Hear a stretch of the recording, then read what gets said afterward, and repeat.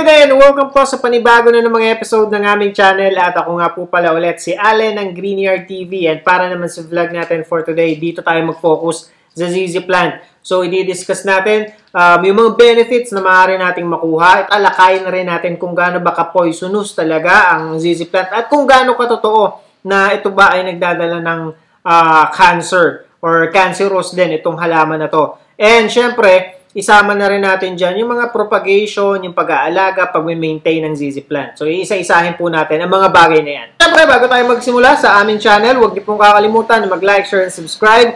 And pakihit na rin po yung notification bell para maging updated kayo sa mga susunod pa naming videos. And please also visit na rin po yung aming Facebook and Instagram page, Greenyard PH po. At sa mga gustong bumisita sa aming garden, na dito po sa screen yung aming complete address. And ito na nga ang ating ZZ Plant na to. So nakikita nyo naman, napakaganda ng pagkaka-display or pagkakatanim nitong ating ZZ Plant na to. And yun, may mga ilang bagay lang tayo na dapat i-clarify. Unang-una, ito kasi madalas na katanungan na naririnig ko when it comes dito. Isa totoo lang, itong ZZ Plant, tawag din dito Samyo. Kasi siguro dahil siya tinawag na Samyo, dito sa atin ha, sa amin mismo, siya tinatawag pala na Samyo. Short term doon sa pangalan niya talaga na Zamioculcas zamifolia. So, yun kasi yung talagang pangalan nito. At saka kaya siya tinawag na ZZ Plant. Isang tawag po sa kanya, welcome plant. Doon sa mga ibang lugar, dito sa amin, ganun na rin yung tawag. And one of the most popular houseplant actually to before.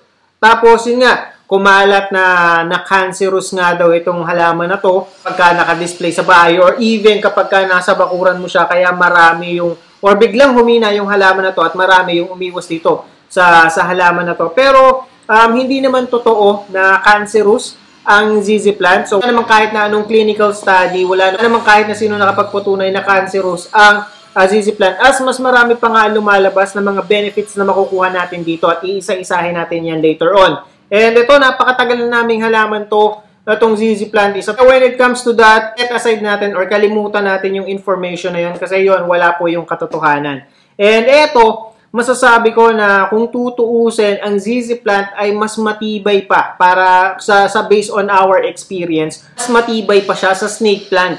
Ito talaga halos indestructible tong halaman na to. So, isa-isahin natin ngayon yung mga benefits na maaari nating makuha dito sa ZZ Plant. Unang-una, ito ay kayang mag-remove ng mga air pollutants sa loob ng bahay natin. Para siyang snake plant. Kaya niyang i-remove yung air pollutants na katulad ng xylene at kaya niya ring i-remove yung carbon dioxide. So yun, patulad ng sa snake plants, kaya niyang paltan. Kasi mga ZZ Plant, yun nga, absorb nila yung carbon dioxide and then in exchange of that, i-release naman niya ay yung fresh oxygen. Katulad din ng snake plant, ito ay isa sa mga halaman na kayang gawin or kayang mag-absorb ng carbon dioxide kahit pa sa gabi. So, yun yung isang maganda sa kanya, 24/7. Kaya isa rin to sa mga halaman na advisable o recommended na ilagay sa loob ng kwarto natin. Kasi nga, syempre, nakakapag-release sila ng fresh air o ng fresh na oxygen almost 24/7. Or ito yung isang maganda, nakakapag-improve din siya ng cognitive function. So ano ba yung cognitive function? Ito yung multiple brain functions katulad ng learning, problem solving, thinking, pati na rin ng decision making. Kasi nga syempre, nai-improve niya yung indoor air quality. Kaya itong mga ZZ Plant, perfect din siyang ipang-display o ilagay sa mga offices. So depende na lang kung anong size, gaano kalaki yung spot o yung ilalagay natin, i-display natin na ZZ Plant. Kasi ito, medyo may kalakihan siya. So, ibig sabihin lang, ito, hindi siya pwedeng pang-display sa mga table. Pero may mga mabibili naman tayo dyan na maliliit lamang.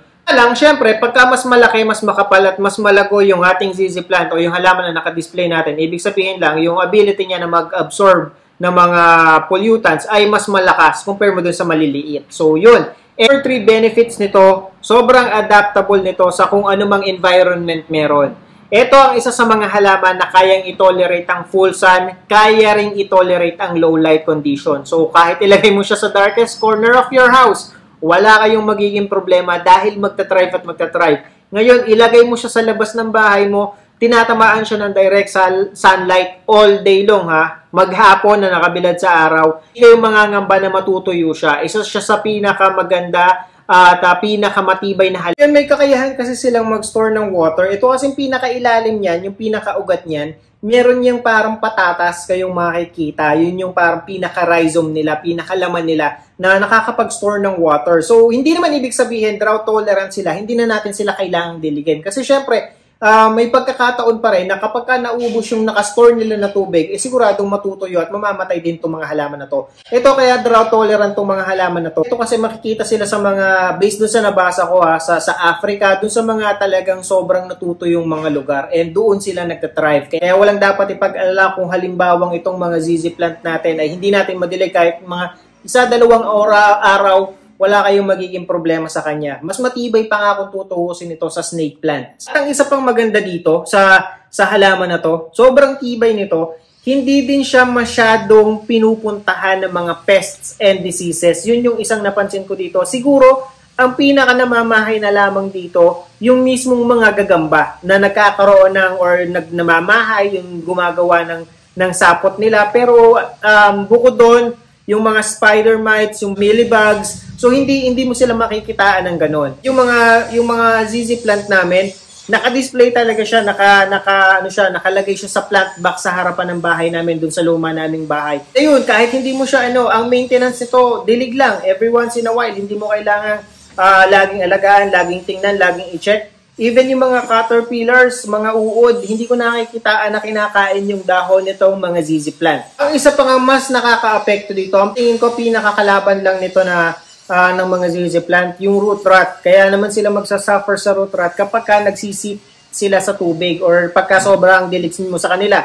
Lalo na kapag halimbawa yung pot na ginamit mo sa kanila, walang drainage hole at naiipon lamang sa loob yung mga tubig na idinidilig mo. Yun, eventually, magsasuffer sila sa root rot at yun yung maaaring maging dahilan ng pagkamatay ng mga ZZ plant ninyo. Pero other than that, hindi naman sila nagkakaroon ng kahit na anumang diseases and pests. And ang isa pa sa nabasa ko, ang isang benefits nito, ako mahilig nga din kayo sa feng shui, isa siya sa go-to feng shui plant ng ating mga naniniwala sa feng shui, ng mga sa Chinese culture, etong ZZ plant. And lalo na daw kapag halimbawa na ilagay mo ito sa spot na kung saan mas makakapagdala ng good luck sa kung sino man na nagmamayari nito.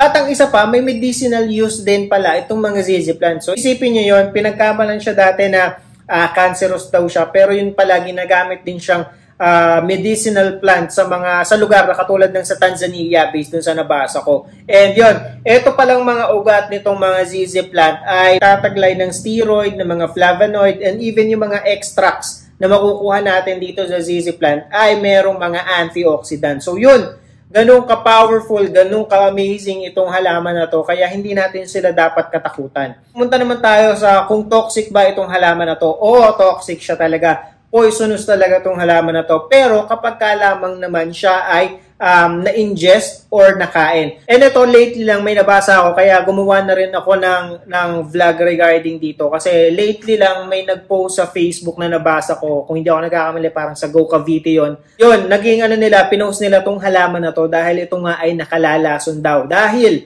doon sa merong 2 years old sila na anak na pumitas ng dahon ng ZZ plant at kinagat. And ayun, within 2 seconds daw, umiyak na yung bata, siguro nakaramdam ng init or ng hapde or ng paso, burning sensation na siguro. Ando na yung lumalabas na yung kasi pagka pinitas mo to or kinagat mo, makikita mo talaga yung dagta nitong halaman na to yung parang juice. Kaya yun yung parang pagka kinagat mo, yun yung magpuproduce ng swelling at saka ng burning sensation dun sa labi mo at even sa lalamunan. And ang ginawa daw ng tatay is, sinubukan niya daw, kumagat siya ng konti para malaman niya kung bakit nagkakaganon yung anak niya. And yun nga, doon niya napagtanto na talagang mahapdi pala siya sa bibig and even sa lalamunan, hindi ka basta-basta makakalunok. Kapiraso lang yun, kapiraso lang yung tinutukoy natin. So, ibig sabihin, yung oxalate crystals nito o yung nakakalaso nito dito sa dahon niya, mas matapang kung ikukumpara mo sa mga ibang halaman. So, yun. Muntik na nga daw nilang isinugod sa ospital yung kanilang anak. Sinubukan nilang painumin ng asukal, sinubukan din nilang painumin ng gatas. Yun yung parang naging naging kanilang first aid. And eventually naman, nag-subside naman and nawala naman yung burning sensation dun sa bibig ng bata. So yun, and even siya na kumagat lang ng konti, ganun na rin yung naramdaman niya. Kaya yun na yung ginawa nilang first aid din. Kaya nga ito, dapat lang naman natin siyang ingatan kung halimbawa may mga bata tayo na medyo curious ba, out of curiosity or yung malilikot na mahilig pumitas ng mga halaman. Kaya naman ay yung mga bata na mahilig magsubo ng kung ano-ano. And doon din sa mga pets natin. Isa tong toxic talaga sa mga alaga natin, lalo na sa mga aso at pusa. So yon, yung mga hayop natin or mga alaga natin na mahilig ding mag-chew ng mga halaman na nakikita nila, yun yung i-avoid natin. Hindi naman kailangan siguro na na iwasan or hindi tayo magkaroon nitong halaman na to. Siguro ilagay lang natin sila sa spot or space na hindi kayang abutin ng mga pets natin, lalong-lalo na ng mga maliliit na bata sa loob ng bahay natin. So yun lang yung isang advice na maibibigay ko. Punta naman tayo ngayon sa propagation nitong ZZ plant. Ito may mga ilang paraan na pwede nating i-propagate itong mga ZZ plant natin. Pwede siya na sa dahon lang, per dahon. Pipitas ka ng isang dahon, yun yung itutusok mo sa lupa, siguro nakalubog yung kalahati. And eventually, sisibulan siya ng panibagong ganto. Isang buong ganto yung sisibol sa kanya. Yun. Iintayin mo lang na para magkaroon siya ng ugat at saka ng rhizome o nung pinakalaman hanggang sa para makapagpasibol siya ng ganito. O di kaya naman puputol ka ng 2 piraso na kagad na dahon kasama yung tangkay niya. Siya mong itatanim. Kasi kapag ka dahon, medyo may katagalan bago ka makapagpasibol o makapagpatubo ng ganito. Mabilis yung halimbawa kakat ka ng per 2 pieces ng dahon, siya mong itatanim yung may kasamang tangkay. Pwede ka rin naman pumutol katulad ng ginawa ko, yun tutusok mo lang siya sa soil. Pwede rin ang water propagation dito sa ZZ plant katulad ng ZZ plant na ginawa natin na to. So makikita nyo, ayan yung ugat niya, tapos meron na rin siyang parang rhizome, hindi ko na nga siya mahugot parang nakadikit na siya sa sa glass niya. Kumapit na yung kumapit na yung pinakaugat niya. Tapos yan, may rhizome na siya, may laman siya, mabubuhay siya. Magkakaroon siya ng ugat. Kapag may ugat na siya, pwede natin siyang i-transfer sa soil. Kung gusto nating palaguin or pakapalin, kung gusto nating gawin ganito, or kung gusto nating ma-achieve tong ganitong kakapal na ZZ plant, mas maganda kung halimbawa kapag ka nagkaugat itong ating ganitong itinanim, ililipat na natin siya sa soil. Kasi kapag ka ganito lamang, hindi siya magkakaroon or hindi siya sisibulan ng panibagong puno. Talagang single lamang siya. Ilang buwan na to, pero ayan, makikita nyo naman na hindi siya nagkakaroon ng panibago. So yun, or di kaya naman yung isang buong yun yung itutusok natin. And kung halimbawa, ganito ng kakapal, o pinabayaan lang natin itong ZZ plant natin na nakadisplay dito, hayaan lang natin. Eventually yan, kakapal yan, magkakaroon yan. Mabilis tong kumapal kasi hindi siya yung paisa-isang dahon lamang. Kapag ka nagkaroon siya ng panibagong puno, panibagong tubo, ganito. Ito yung isa sa pinakabagong tubo niya. As you can see, iba pa yung kulay niya, sariwang-sariwa pa siya. Isang sibol siyang kagad na din yan. Kaya malaki agad yung ma-occupy niya na spot or space doon sa paso na pinaglalagyan mo. And ayan, hihintayin mo lang na bubuka siya ng konti and yun na, tuloy-tuloy na yan. At ang maganda mo sa kanya, ito, tumataas kasi siya, hindi siya nagiging alangan sa paso na pinaglalagyan niya. Agad-agad. So, hindi mo kailangan mag-repat agad kasi sasabihin mo na alangan na or naiwan niya na yung paso niya. Hindi, kasi hindi naman siya masyadong lumalaki. Ang pinaka-maximum na height nito, around siguro 4 feet na yon from the ground. 3 to 4 feet yung pinaka-maximum niya. So yun, hindi basta-basta niya maiiwan yung paso niya. And kapag ka ito ay makapal sa isang lagayan, sa pasong pinaglalagyan, mas doon mo ma-appreciate ang ganda ng ZZ plant. At yun nga, isa pa, hindi siya alagain. So yun lamang po, and I hope nakatulong at nag-enjoy kayo sa panonood ng video na to. And again, sa mga bago pa lamang po sa aming channel, huwag niyo pong kakalimutan na mag-like, share, and subscribe. And pakihit na rin po yung notification bell para maging updated kayo sa mga susunod pa naming videos. And please also visit and support na rin po yung aming Facebook and Instagram page, Greenyard PH po. Magkita-kita po ulit tayo sa susunod na episode ng Greenyard TV, and thank you for watching.